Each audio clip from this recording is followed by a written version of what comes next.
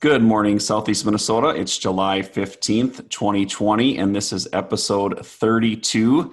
Allie, we took a little break there over the 4th of July holiday. We're back on the air here, and certainly been a pretty wild 7 to 10 days here with the weather. We've had some pretty extreme temperatures, which really pushed the crop along. But with that, it seems like in recent memory, if we get some warm temps around this time frame, it also comes with some severe weather. And we had a little bit of taste of both here, but what's just kind of your assessment of what we've seen so far?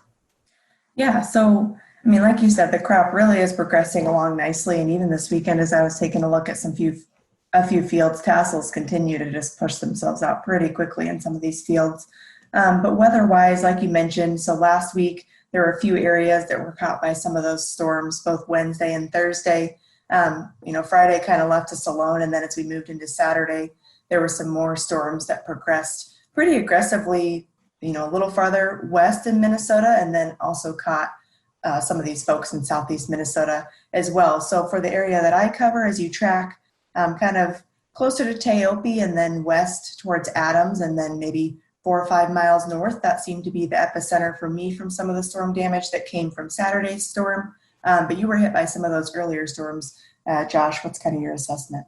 Yeah, actually, it was last Tuesday is I believe was the first day it started. It kind of caught Harmony, started there and moved over towards Caledonia, just really kind of running the border there.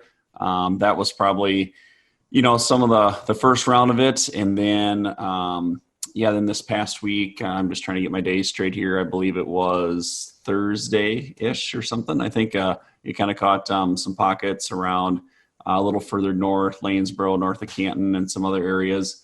And then, then we had the weekend storms. I think we've had 3 different rounds here that have caused some challenges here. And Ellie, something we talked about a little bit, last winter and some other things. As we've had this wind, it's uncovered a few things. There are some commonalities between some fields that got root lodged more than others. The first thing that we've noticed a little bit is we did find some corn rootworm feeding. We talked about this a little bit over the winter. We had numbers that were maybe starting to increase as we trapped last year. We had a pretty mild winter, and now we're seeing that pop up a little bit, and we'll get into details there. Then, Allie, it also looks like we're also just seeing a little bit of that maturity thing in the stage of the corn. Some corn that was maybe just starting to show tassels, commonly brace roots really jump out with that. And you can kind of see maybe some earlier hybrids, 95, 6, 7 day, little more brace root development as you get later, or some later flowering hybrids, a little bit of differences there. But not sure if you saw similar trends, but those are just a few things that popped up as I made the rounds. Yeah, so as I was able to make observations yesterday, and this will be a little bit to be determined, but from my kind of quick observations, I don't know that corn rootworm is contributing quite as aggressively as we track a little farther west, and maybe some of my down corn issues, but certainly something that I'm going to continue to assess just because of the extreme feeding that you're seeing to the east. And then another commonality, I think you hit on this well, as I'm in these fields that are 105, 106 day, they seem to take some of the storm damage a little bit harder.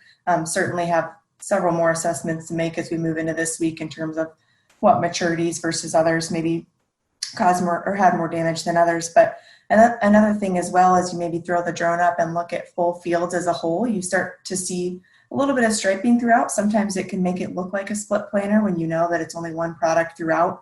And then as you get out and look in those areas where the corn is down versus those areas that it's not, where the corn is down, that they don't have that nice brace root set like you mentioned. And then where the corn is standing fine, closer to tassel and have shot their brace roots and are standing really stable. So that's where I'm now at the point. You need to dig in a little deeper what those reasons are why the crop is different across one field. Yeah, that was a great observation around some of the variability within the field. And I think anyone that planted corn on corn this spring, residue management was a challenge. We had a late harvest. In some cases, we didn't get everything fall work that we wanted to.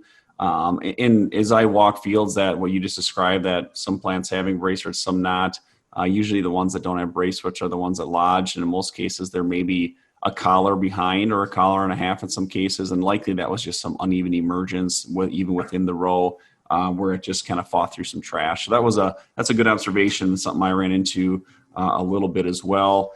The corn rootworm thing, Allie, some just really severe feeding. I'll maybe get some pictures out on Twitter here just to kind of allow people to gauge that.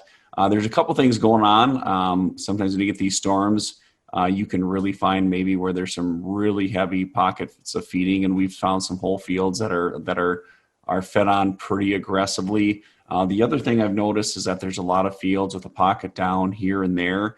Some of our early investigation is showing that there might be some increased feeding in those pockets that are down.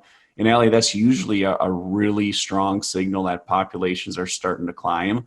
And that is something we're going to think about and evaluate this year, but also think really heavily about management next year, because if we got to increase this year, depending on the winter, it can change how cold it is, but it's something we're really going to have to talk about and be prepared for as we roll into the 2021 crop as well.